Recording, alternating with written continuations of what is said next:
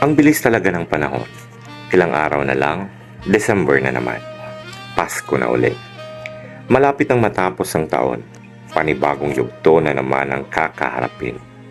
Pero bago yan, hangad kong magpasalamat sa lahat ng mga taong naging parte ng buhay ko sa taong ito.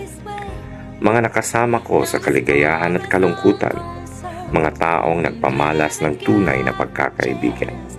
Lumipas man ang maraming taon, isa kayo sa magiging alaala at kwento ng aking buhay. Salamat sa inyo. God bless us. Ang bilis talaga ng panahon. Ilang araw na lang, December na naman. Pasko na uli.